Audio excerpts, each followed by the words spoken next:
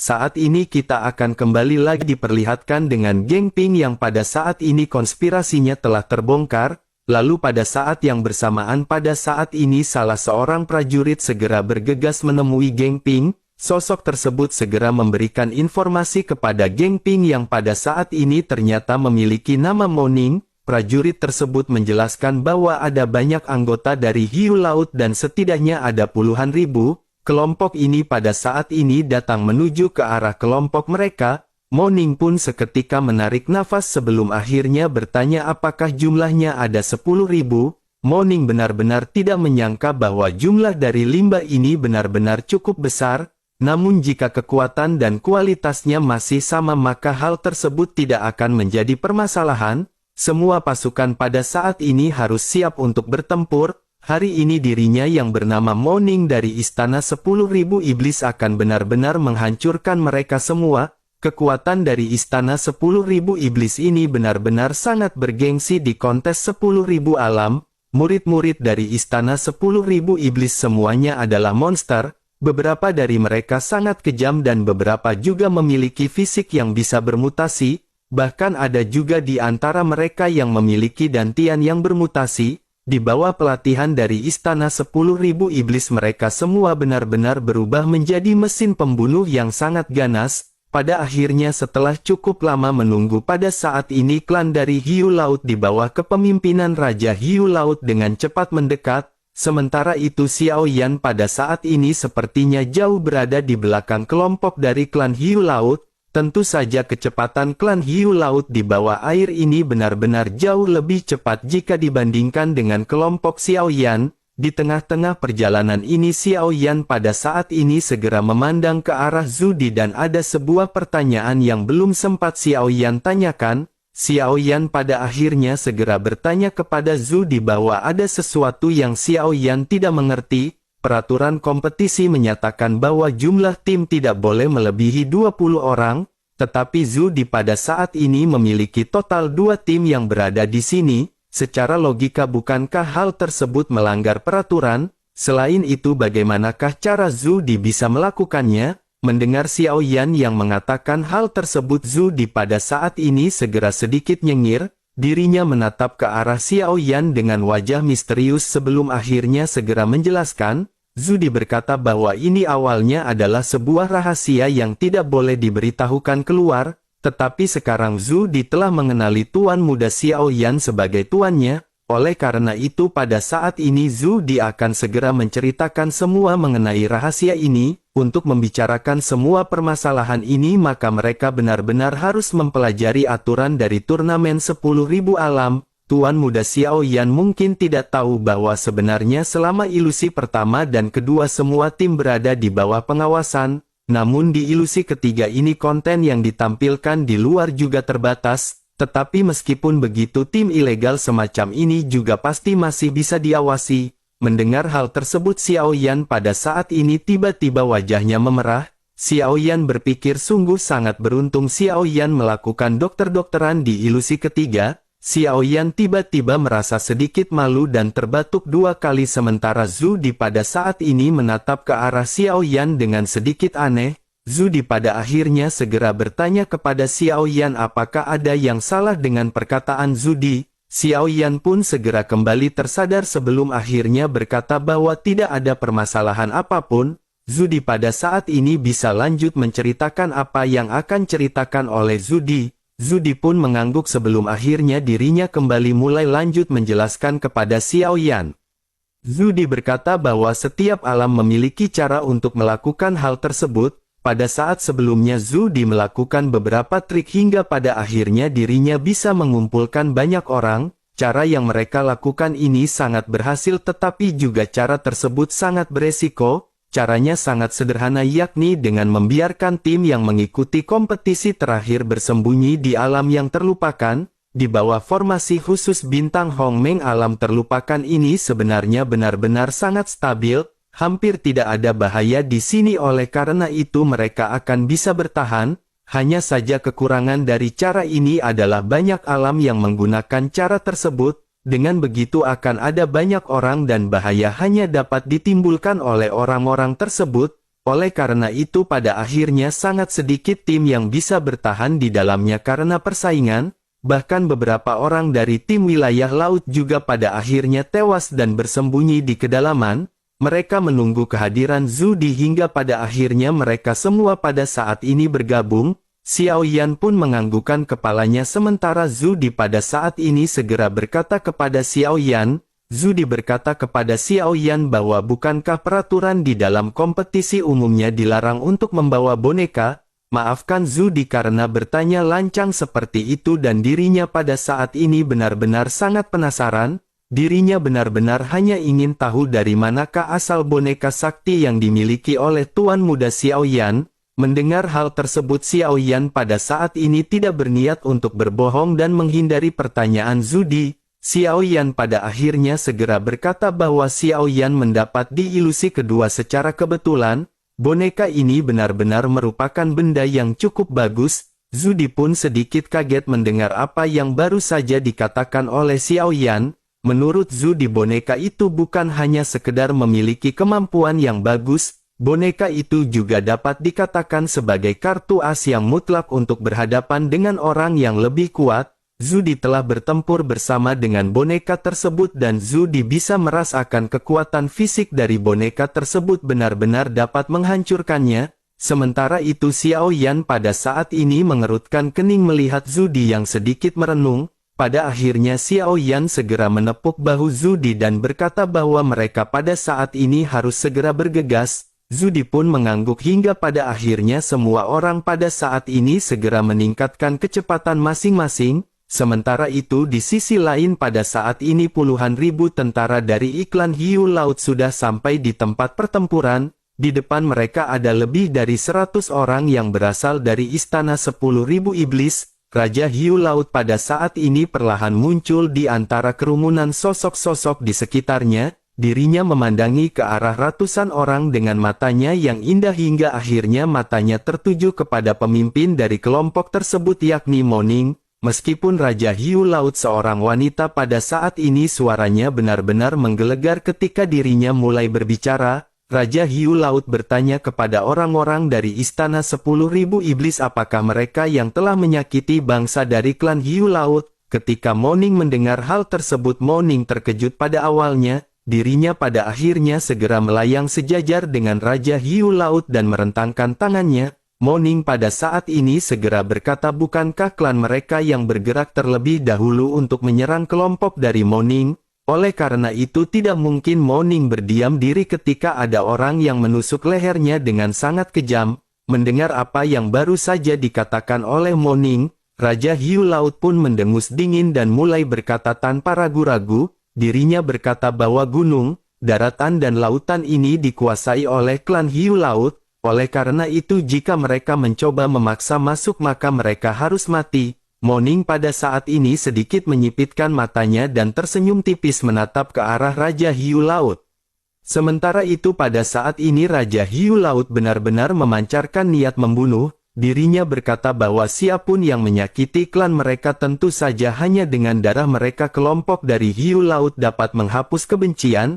Mendengar apa yang baru saja dikatakan oleh Raja Hiu Laut mata Moning pada saat ini tiba-tiba menjadi gelap, dirinya pun segera berteriak kepada anggotanya agar mereka menyingkirkan semua orang. Mereka juga harus berhati-hati dengan kekuatan kutukan yang dimiliki oleh kelompok tersebut karena kekuatan kutukan tersebut agak sulit untuk diatasi. Begitu kata-kata Moning ini keluar ratusan orang di belakang Moning segera mengeluarkan kekuatan masing-masing. Dalam waktu singkat pada saat ini beberapa anggota dari Moning segera membentuk formasi, air laut di sekitarnya juga seperti mendidih sebelum akhirnya garis merah terlihat melintas ke depan, dengan kecepatan yang menakutkan garis merah ini seketika langsung melesat menuju ke arah anggota dari klan Hiu Laut, air segera bergelombang dan jeritan yang melengking pada saat ini juga seketika terdengar. Pada saat ini ada 10 garis merah yang melesat tetapi hanya dengan 10 garis merah ini telah melukai ribuan anggota dari iklan Hiu Laut. Melihat penampilan ini Raja Hiu Laut pun seketika terkejut dan pada saat ini menyipitkan matanya menatap ke arah kelompok Moning. Pada saat ini orang-orang yang membentuk formasi di belakang tampak terlihat pucat. Tampaknya formasi ini juga melumpuhkan kemampuan untuk bertarung mereka untuk sementara waktu. Memanfaatkan hal tersebut, Raja Hiu Laut pada saat ini segera berteriak agar semua pasukannya untuk segera bergegas. Tombak hitam juga muncul di tangan Raja Hiu Laut dan pada saat yang bersamaan banyak sosok yang pada saat ini segera mulai menyerang ke arah kelompok Istana 10.000 Iblis. Pertempuran di antara kedua belah pihak pada saat ini benar-benar pecah dan kekuatan yang kuat pada saat ini segera menyebar. Di belakang Moning pada saat ini ada sekelompok orang yang sama kuatnya yang berdiri satu demi satu. Selain dari Moning ada 5 orang Dosian bintang 7 dan 10 Dosian bintang 6. Selain itu ada sekitar 20 orang yang memiliki kekuatan Dosian bintang 5. Kekuatan dari kelompok Moning ini benar-benar sangat kuat dan tampaknya mereka benar-benar telah merencanakan rencana tersebut dengan matang. Tampaknya anggota dari Istana 10.000 Iblis benar-benar tidak menargetkan kemenangan di dalam kompetisi. Pada saat ini semua orang benar-benar mengeluarkan kekuatan masing-masing untuk terjun ke dalam pertempuran. Energi origin abadi Moning pada saat ini segera melonjak dengan nyala api hitam yang terlintas di pedang hitam yang baru saja muncul. Begitu tubuhnya bergerak, ratusan bayangan hitam di belakangnya pada saat ini segera muncul dan berubah menjadi kilatan yang cepat. Bayangan pedang hitam ini seketika menyebar dan langsung menghabisi beberapa monster dari klan Hiu Laut. Sementara itu pada saat ini Raja Hiu Laut segera melesatkan tombak miliknya untuk langsung menyerang ke arah Moning. Pada akhirnya dengan kecepatan yang sangat cepat pedang hitam dan tombak hitam bertabrakan secara langsung dan seketika, ledakan pada akhirnya terjadi dan seluruh air laut seolah-olah terbalik dan diaduk dan sisa kekuatannya pada saat ini berguncang dan menyebar ke segala arah. Kedua belah pihak pada saat ini segera kembali mundur. Setelah menstabilkan sosok masing-masing, Moning pada saat ini memandang Raja Hiu Laut yang galak dengan senyuman.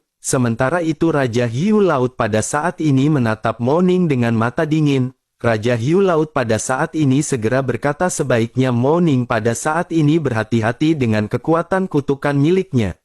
Begitu selesai berbicara pada saat ini Moning dan anggota dari Istana 10.000 Iblis seketika terguncang. Ekspresi ngeri segera terpancar di wajah mereka karena situasi pada saat ini benar-benar telah berubah. Ada perubahan mendadak di tubuh mereka dan beberapa orang bahkan pada saat ini langsung pingsan. Hanya mereka yang memiliki kekuatan di atas Dosian bintang 5 yang pada saat ini sepertinya bisa mampu menahan kekuatan tersebut. Pada saat ini semua orang bergumam sungguh sangat sial karena origin abadi di tubuhnya berkurang setengahnya. Ada beberapa orang juga di antara mereka yang pada saat ini tidak bisa menggerakkan lengannya. Ada juga di antara mereka yang pada saat ini kehilangan kekuatan spiritualnya. Di antara kerumunan Suesi dan seorang pria berjubah hitam juga pada saat ini segera mengeluarkan desisan dingin. Jelas pada saat ini mereka juga terpengaruh oleh kekuatan kutukan yang baru saja dilesatkan oleh klan Hiu Laut. Ekspresi di wajah Suesi juga pada saat ini benar-benar berubah dan dirinya segera membawa orang-orang berjubah hitam untuk mundur sejenak. Kekuatan Suesi juga pada saat ini telah mencapai tingkat Dosian bintang 5. Namun meskipun begitu Suesi pada saat ini tampaknya benar-benar tidak akan mampu bertarung untuk sementara waktu. Moning juga pada saat ini memiliki ekspresi muram dan segera mengatupkan giginya. Melihat Moning yang pada saat ini memiliki ekspresi yang cukup jelek, Raja Hiu Laut pada akhirnya segera berkata bahwa dirinya telah melemparkan kekuatan kutukan kepada Moning. Oleh karena itu pada saat ini Moning hanya memiliki satu batang dupa tersisa dan setelah dupa tersebut habis, origin abadi di tubuh Moning juga akan segera menghilang. Pada saat itulah dirinya akan segera mengambil kesempatan untuk membantai Moning dengan sekejap. Mendengar hal tersebut wajah Moning pada saat ini tiba-tiba menjadi semakin jelek. Pada akhirnya Moning menggertakkan gigi dan berkata karena dirinya benar-benar memaksa kelompok dari Moning. Maka Moning akan memberitahunya konsekuensi dari memprovokasi Istana 10.000 Iblis. Setelah selesai berbicara Moning menutup matanya sebelum akhirnya kembali membuka matanya. Mata Moning pada saat ini berubah menjadi berwarna merah darah. Pada saat yang sama sumber origin abadinya juga berubah menjadi warna merah darah. Origin abadi Moaning tiba-tiba memancarkan kekerasan yang tidak ada habisnya. Moaning segera meraung dan auranya pada saat ini tiba-tiba meningkat dan tubuhnya menjadi semakin kuat. Moaning pada saat ini segera berteriak kepada anggotanya untuk mematuhi perintah dan mengubah darah mereka menjadi monster iblis. Mendengar hal tersebut semua orang yang berada di belakang Moaning pada saat ini segera merubah segel tangan masing-masing. Aura berdarah tiba-tiba mewarnai separuh air laut menjadi berwarna merah. Moaning pada saat ini berhenti berbicara omong kosong dan kecepatan tubuhnya masih terus meningkat ketika dirinya bergegas. Raja Hiu Laut juga pada saat ini terkejut dan dirinya buru-buru mengangkat tombak hitamnya. Saat berikutnya mata Raja Hiu Laut tiba-tiba menyusut karena kali ini serangan Moaning benar-benar melesat dengan kecepatan yang sangat cepat dilapisi dengan api hitam yang ganas. Pedang hitam Moaning pada akhirnya segera menghantam punggung dari Raja Hiu Laut. Armor besi yang digunakan pada saat ini benar-benar robek di bawah lesatan pedang Moaning. Kulitnya juga pada saat ini sedikit robek terkena serangan pedang yang benar-benar menakjubkan. Raja Hiu Laut pada saat ini segera menstabilkan sosoknya dan memuntahkan seteguk darah. Bersamaan dengan hal tersebut pada saat ini Raja Hiu Laut benar-benar terkejut karena mengetahui origin abadi di tubuhnya juga telah menghilang. Origin abadi pada saat ini mengalir keluar dari lukanya dan tampak berpindah ke tubuh Moaning. Sementara itu Moaning pada saat ini mengayunkan pedang hitam di tangannya dengan wajah yang dipenuhi senyum jahat. Moaning lanjut berkata bahwa sekarang dirinya ingin melihat siapa di antara mereka yang origin abadinya akan mengering terlebih dahulu. Mendengar hal tersebut ekspresi dari Raja Hiu Laut pada saat ini seketika berubah. Dirinya benar-benar tidak pernah menyangka bahwa Moaning memiliki metode yang seperti itu. Pada saat yang bersamaan tubuh Moaning pada saat ini segera bergerak dan berubah menjadi bayangan hitam. Mata Raja Hiu Laut pada saat ini menyipit tajam. Moaning pada akhirnya segera kembali muncul di hadapan Raja Hiu Laut dan pada saat ini origin abadi di sekitar terus mengalir ke tubuh Moaning dengan kecepatan yang terlihat oleh mata telanjang. Pada akhirnya Moaning benar-benar melesatkan pedangnya ke arah leher dari Raja Hiu Laut. Mata Raja Hiu Laut juga pada saat ini melotot dan dirinya pada saat ini benar-benar sama sekali tidak bisa bergerak. Namun pada saat pedang tersebut hendak menebas lehernya, Moaning pada saat ini segera menghentikan pergerakannya dan mengunci pergerakan dari Raja Hiu Laut. Moaning pada saat ini segera berkata bahwa tujuannya ke sini bukanlah untuk membantai orang-orang dari klan Hiu Laut, tetapi jika dirinya terus memaksa untuk bertempur Moaning pada saat ini akan menemaninya sampai akhir. Terlebih lagi pada saat ini Moaning memiliki waktu yang hampir-hampir habis dan dirinya pada saat ini tidak ingin terlibat di dalam pertempuran ini. Mendengar hal tersebut pada saat ini Raja Hiu Laut seketika tertegun. Raja Hiu Laut juga pada saat ini memikirkan anggota-anggotanya yang masih bertempur di dalam pertempuran. Terlebih lagi semua anggota yang dibawa oleh Moaning pada saat ini memiliki kekuatan yang kuat. Meskipun kelompok dari Hiu Laut pada saat ini memiliki jumlah yang banyak tetapi mereka sepertinya benar-benar akan segera dikalahkan. Pada akhirnya Raja Hiu Laut pun menghela nafas sebelum akhirnya bertanya jika begitu permasalahannya apa tujuan Moaning datang ke sini. Mendengar hal tersebut Moaning segera berkata bahwa Moaning tidak bisa memberitahunya mengenai tujuannya. Tetapi selama mereka pada saat ini mundur dan berjanji tidak akan mengganggu kelompok Moaning, Moaning juga tidak akan membunuh anggota dari klan Hiu Laut. Bukankah jika mereka tidak saling mengganggu maka hal tersebut akan menjadi sesuatu yang bagus? Terlebih lagi Moaning dan timnya juga pada saat ini tidak akan mengganggu keberadaan mereka. Moaning pada saat ini hanya ingin pergi menuju ke dasar untuk sesuatu hal. Mendengar hal tersebut pada saat ini Raja Hiu Laut pun segera berkata bahwa itu adalah kediaman mereka. Mereka berada di sini bukan karena mereka menginginkan hal tersebut tetapi keberadaan mereka juga untuk melindungi sesuatu. Oleh karena itu jika Moaning ingin pergi ke dasar laut maka Raja Hiu Laut meminta maaf karena mereka pada saat ini harus melindungi hal tersebut bahkan dengan resiko nyawa. mendengar apa yang dikatakan oleh Raja Hiu Laut Moning pada saat ini sedikit menyipitkan matanya, dirinya lanjut berkata bahwa dirinya di sini untuk mencari saudara laki-lakinya, dirinya harus segera pergi ke dasar laut dan ini sama sekali tidak ada hubungannya dengan hal-hal yang dilindungi oleh klan Hiu Laut. Raja Hiu Laut pada saat ini sedikit terkejut bercampur dengan bingung, tanpa sadar dirinya bertanya apakah yang dimaksud dengan saudara laki-laki dari Moning. Apakah nama saudara laki-laki dari Moning ini adalah Bei Tianle? Moning pun seketika terkejut saat mendengar Raja Laut menyebutkan nama ini. Moning mengangguk dengan berat dan dirinya pada saat ini benar-benar terkejut karena ternyata Raja Hiu Laut mengenalinya. Moning pada akhirnya segera bertanya apakah Raja Hiu Laut mengenalinya. Raja Hiu Laut pun tersenyum lembut dan dengan ekspresi yang agak jelek di wajahnya segera mulai berbicara. Raja Hiu Laut pun segera berkata bahwa mereka lebih dari sekedar kenalan. Apakah menurut klan Hiu Laut pada saat ini menunggu di sini untuk melindungi harta karun? Mereka tidak melakukan hal itu dan apa yang mereka lindungi adalah iblis besar dan namanya adalah Bei Tianle. Mendengar hal tersebut Moning pun seketika tertegun sebelum akhirnya tersenyum pahit. Moning pada akhirnya lanjut berkata sepertinya tidak ada yang bisa mereka lakukan untuk bernegosiasi pada saat ini. Moning pada akhirnya hendak menghunuskan pedangnya sementara Raja Hiu Laut pada saat ini segera berkata bahwa dirinya memiliki permintaan kecil. Moning pun sedikit memiliki harapan sebelum akhirnya bertanya apakah Raja Hiu Laut akan mengingkari sumpahnya untuk menjaga hal tersebut. Raja Hiu Laut menggelengkan kepalanya sebelum akhirnya segera menjelaskan apa yang dirinya inginkan dari Moning. Raja Hiu Laut berkata bahwa dirinya tidak akan mengingkari janjinya untuk melindungi tempat tersebut.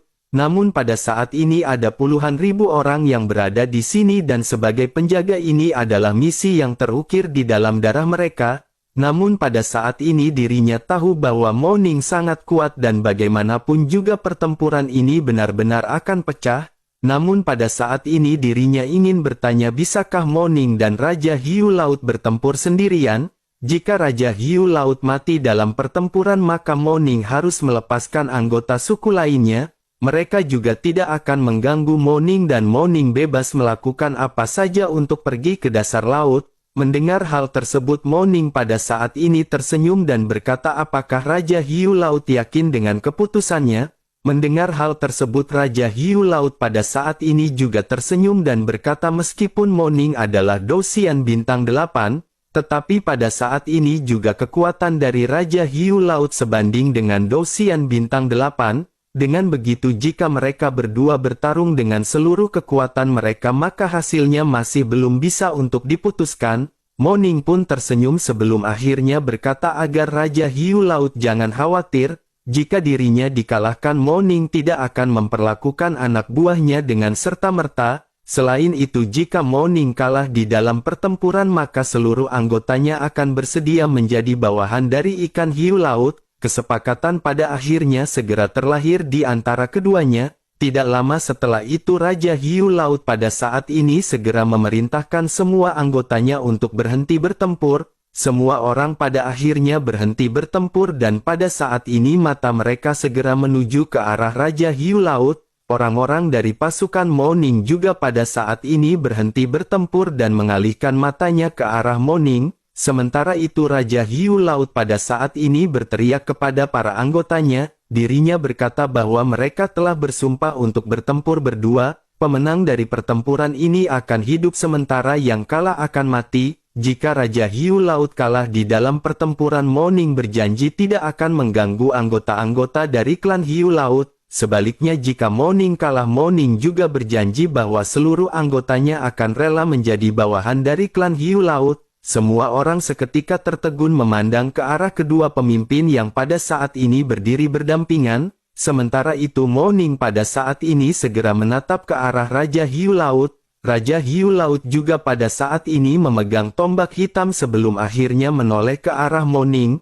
Momentum keduanya pada akhirnya segera meledak dalam waktu yang bersamaan dan air laut di sekitar seketika berguncang. Kedua sosok pada akhirnya segera berubah menjadi bayangan hitam dan melesat bertempur dengan intensitas pertempuran yang sangat gila. kedua sosok pada saat ini saling terjalin seperti dua meteorit yang saling bertabrakan. Keduanya saling melesat berselang-seling di dalam pertempuran yang sangat intens. Hanya dalam waktu singkat pada saat ini keduanya benar-benar telah mengalami ratusan bentrokan. Di dalam pertempuran ini keduanya pada saat ini benar-benar terlihat memiliki kekuatan yang imbang. Keduanya pada saat ini mengeluarkan kartu terkuat masing-masing. Pada akhirnya di tengah-tengah benturan ini kedua belah pihak pada saat ini segera sama-sama mundur. Keduanya sama-sama menderita kelelahan, tetapi pada saat ini tampaknya Raja Hiu Laut sedikit lebih dirugikan. Sementara itu Mo Ning pada saat ini sedikit lebih baik dan menatap tajam ke arah Raja Hiu Laut. Setelah itu Mo Ning pun melesat dan berteriak bahwa pertempuran ini benar-benar harus segera berakhir. Setelah selesai berbicara, aura dari Dosian Bintang 8 di tubuh Mo Ning pada saat ini kembali meningkat hingga tahap yang ekstrim. Dalam sekejap mata pada saat ini ada bayangan yang segera muncul di tubuhnya. Mo Ning pada saat ini segera mengangkat tangannya yang menggenggam pedang dan menyerang ke arah Raja Hiu Laut. Raja Hiu Laut pada saat ini benar-benar menyipit. Lalu di tengah-tengah kelelahan yang dirinya alami, sosoknya segera menarik tombak hitam miliknya untuk berhadapan dengan serangan dari Mo Ning.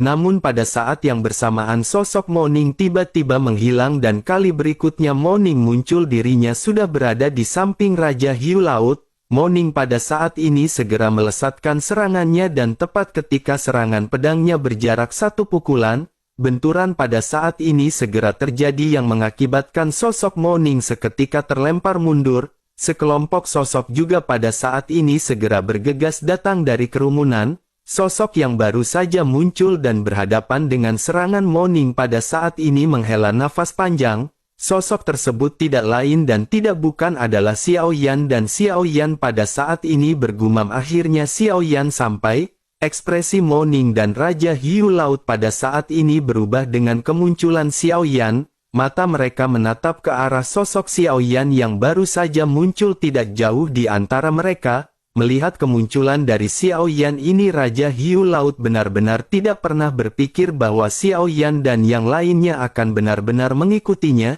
Dirinya juga benar-benar tidak menyangka bahwa Xiao Yan yang merupakan seorang Dosian Bintang 5 benar-benar turun ke dalam pertempuran. Pada saat ini Raja Hiu Laut berpikir apakah Xiao Yan adalah sosok bodoh yang akan berhadapan dengan seorang Dosian Bintang 8.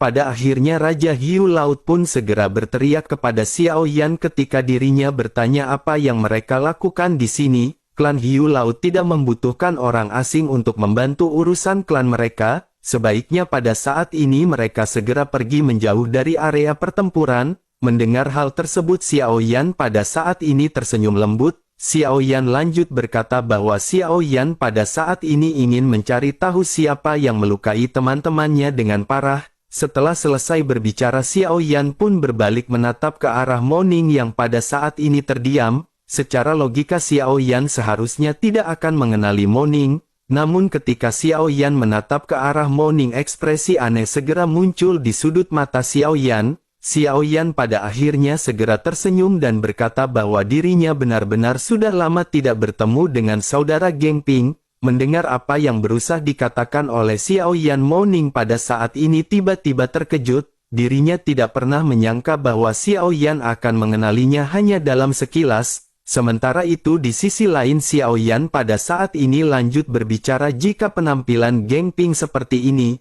menurut Xiao Yan Geng Ping terlihat lebih tampan dari sebelumnya dibandingkan dengan pada saat ini. Mendengar Xiao Yan yang berbicara seperti itu kepada musuh di hadapannya, Raja Hiu Laut pada saat ini benar-benar tercengang.